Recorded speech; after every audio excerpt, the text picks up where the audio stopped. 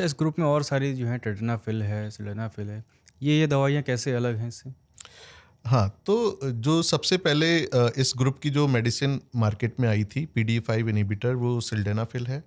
उसके बाद commonly use tadalafil आई, और फिर जैसे अब जो कॉमनली यूज़ हो रही है वो अवानाफिल मार्केट में आई। हुँ, तो इन दवाइयों में जो हम एंजाइम की हम बात कर रहे हैं PDE5, तो डिफरेंट डिफरेंट सब टाइप को ये इनिबिट करती हैं, तो जिससे इनके साइड इफ़ेक्ट प्रोफाइल में फ़र्क है। अच्छा। दूसरा चीज़, इन मेडिसिन के एब्जॉर्प्शन में भी थोड़ा फ़र्क है, हुँ, और ये कितने समय तक बॉडी में काम करती हैं उसमें भी फ़र्क है। तो जैसे अगर हम बात करें सिल्डेनाफिल की, तो उसका असर करीब 8 से 10 घंटे तक रहता है बॉडी में। हुँ, और अगर हम टाडालाफिल की बात करें, उसका असर 36 से 40 घंटे तक रहता है। हुँ, और अगर हम बात करें अवानाफिल की, तो उसका असर और भी शॉर्ट ड्यूरेशन तक रहता है, 2-3 घंटे तक ही रहता है। अच्छा। तो ड्यूरेशन में फ़र्क है।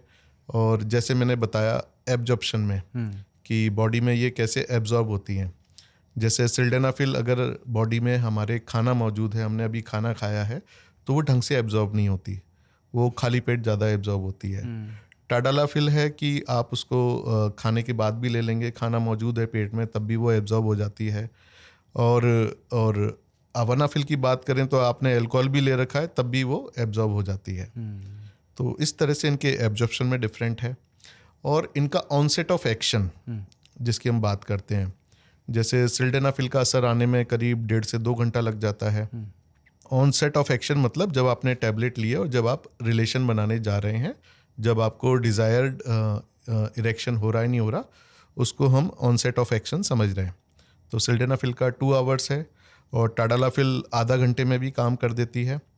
और अवानाफिल की हम बात करें तो वो 15 मिनट में भी रेस्पॉन्स शो कर देती है। नहीं, इसमें 2 चीज़ है कि एक आप जो है संबंध बनाने जा रहे हैं, उसके पहले ये दवा ले रहे हैं, और एक आपको प्रिस्क्राइब किया गया है कि आपको इरेक्टाइल डिस्फंक्शन है, तो आपको ये फ़ॉलो करना है लगातार 7 दिन तक, 15 दिन तक, या सिर्फ़ ये 2 कंडीशन ये दोनों अलग-अलग हैं कि हमें वो दवा तभी लेनी चाहिए जब आप जो है संबंध बनाने जा रहे हैं? अच्छा, पहले तो एक डिस्क्लोज़र है, ये मेडिसिन प्रिस्क्रिप्शन मेडिसिन है, हुँ, और हमेशा अपने डॉक्टर की सलाह के अनुसार ही लेना है, और इसके अलग-अलग यूज़ होते हैं।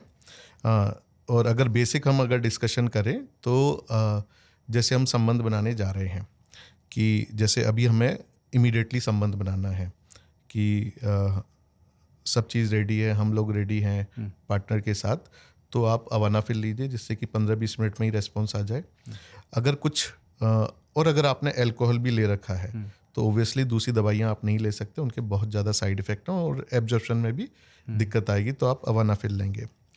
अगर आपने अल्कोहल नहीं लिया, आपने खाना खा रखा है, रिलेशन आपको आधा 1 घंटे में बनाना है, तो टाडालाफिल चॉइस बनता है। हुँ, और आपके पास सफिशिएंट टाइम है, ठीक है, और आपने खाना भी नहीं खाया है, तो आप सिल्डेनाफिल का भी यूज़ कर सकते हैं।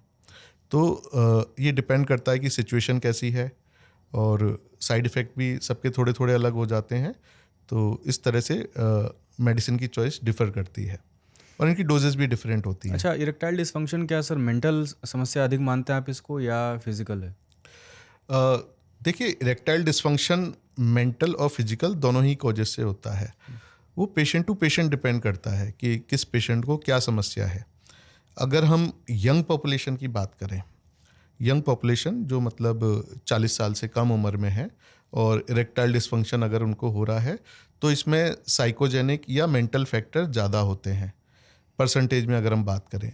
और जैसे जैसे पेशेंट की एज होती है, तो उसमें फिजिकल फैक्टर, जैसे 40 साल से ऊपर अगर हम ले लें तो फिजिकल फैक्टर उसमें ज़्यादा होंगे, जैसे कि उसमें न्यूरोजेनिक या वस्कुलोजेनिक फैक्टर ज़्यादा होंगे। फिजिकल फैक्टर मतलब, मेरा मतलब है मेडिकल फैक्टर से।